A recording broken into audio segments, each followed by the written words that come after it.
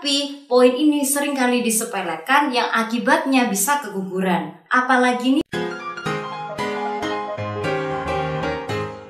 Hai Bunda, ketemu lagi di channel Bunda Herlin. Jangan lupa untuk subscribe, like, dan share. Juga klik lonceng notifikasi dan follow Instagram Bunda Herlin.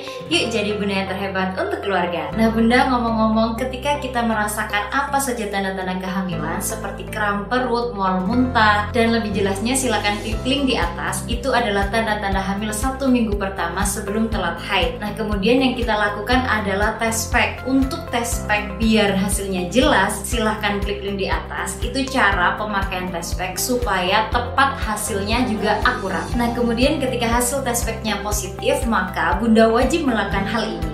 Apa saja itu? Yang pertama, periksa dengan cara USG. Di trimester pertama wajib kita melakukannya untuk melihat keadaan kehamilan kita baik-baik aja atau ada kendala. Nah kendalanya seperti apa? Seperti blackhead ovum, janin tidak berkembang, kemudian detak jantungnya tidak terdengar, atau malah janin di luar kandungan. Nah di trimester pertama itu memang wajib, tapi di trimester selanjutnya pun minimal harus 2-3 kali kita USG. Supaya apa? Supaya kita tahu air ketubannya, kemudian letak plasentanya, kemudian beratnya janin, keadaan kehamilan kita bisa terdeteksi dengan akurat dengan USG.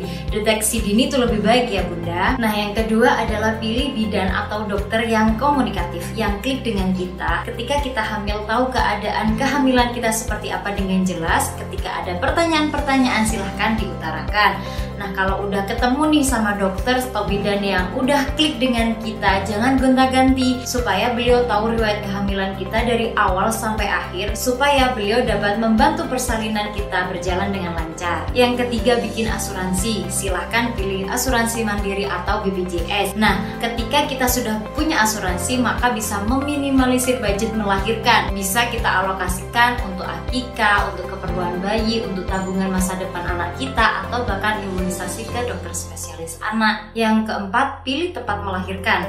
Kenapa? Karena dengan kita menentukan di mana tempat melahirkan kita, maka kita akan satu, estimasi jarak antara rumah dengan rumah sakit bisa kita perhitungkan. Yang kedua, asuransi yang kita punya, apakah memang di rumah sakit atau tempat bersalin itu juga menggunakan asuransi tersebut. Ketiga, ketika kita sudah menentukan tempat di mana kita melahirkan, maka kita banyak-banyak cari informasi bagaimana fasilitasnya, bagaimana pelayanannya, supaya kita dapat melahirkan dengan nyaman. Nah Bunda, ini poin yang terakhir yang sangat wajib Bunda lakukan dari awal hamil sampai ketika mau melahirkan. Tapi poin ini seringkali disepelekan yang akibatnya bisa keguguran. Apalagi nih bagi bunda-bunda yang memang kehamilannya beresiko seperti bed rest lama, kemudian flag, kemudian pernah ketuban rembes, hamil yang kandungannya lemah, terus ada plasenta previa. Nah kehamilan ini harus benar-benar kita hati-hati Bunda ya menjaga kesehatannya. Kita hindari yang pertama, jangan terlalu mikir berat karena bisa menjadi pemicu datangnya penyakit-penyakit penyerta atau justru malah mendatangkan penyakit. Yang kedua, batasi aktivitas. Jangan memforsir diri, apalagi dengan kandungan yang lemah,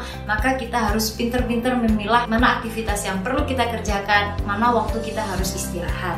Nah, untuk aktivitas olahraga ibu hamil sesuaikan dengan kandungan kehamilan ya Bunda. Kemudian memilih makanan yang sehat, pilih asupan yang bernutrisi dan juga bergizi, dan jangan lupa untuk meminum vitamin yang diberikan oleh bidan atau dokter. Nah, yang terakhir adalah jauhi pemicu kontraksi. Seperti apa? Yakni berhubungan dengan suami kemudian mengeluarkan sperma di dalam. Yang kedua, stimulasi puting. Nah, yang ketiga, jauhi makanan pemicu kontraksi seperti kurma. Oke Bunda, itu saja yang bisa saya sampaikan. Semoga kehamilannya baik-baik saja dan sehat selalu ya. Terima kasih.